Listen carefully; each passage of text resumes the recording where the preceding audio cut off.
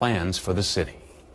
There are 7 candidates competing for 2 council seats in Desert Hot Springs. One of the incumbents, Russell Betts, has served on the council since 2007 and says his focus is on helping residents through the pandemic. The biggest issue is going to be jobs for our residents. Desert Hot Springs has got a pretty high unemployment rate right now.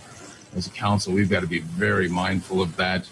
We're going to need to pull in some type of resources and help. The other incumbent is Robert Griffith, the current mayor pro tem. If re-elected, Robert wants to continue to improve the city's economic development. What I would like to do, and I know the council would also like to do, is we want to continue to build on that diversification of businesses. We do have land to build on. We do have a little more buildable area than some of the other cities that are relatively built up. Now on to the 5 newcomers. Steve R.J. Gibney is a home repairman who's focused on making the city family-oriented. I would love to be a liaison for the people, the families and the people who live in the city, to try to work to bring small businesses into the city that would bring maybe an escape room or things like that that would make it a community, and it would build our city into a tight-knit group. Jason Moore has been an educator for over 20 years. He wants to see changes to the way the cannabis companies are taxed. I would look really hard at how our cannabis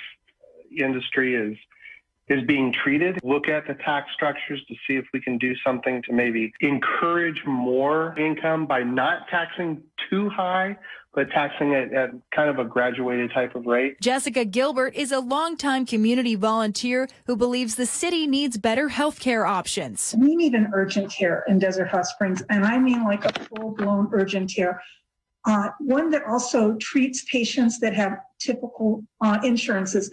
Right now we have something, but it's mostly for lower income, but we need to have a place where we can at least do x-rays. Jonathan Laura is a small business owner who says in a statement, "I believe the key to our future is to complete the training of all of our workers, making them excellent workmen and craftsmen, workers that would be desirable to all incoming businesses." And Roger Nunez has worked for the county of Riverside for over 20 years. He wants to bring racial diversity to the council and thinks the city needs to invest in youth programs. We saw the loss of the Boys and Girls Club.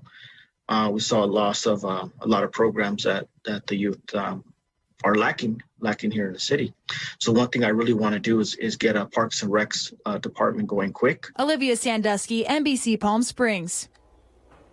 And stay with us. Up next,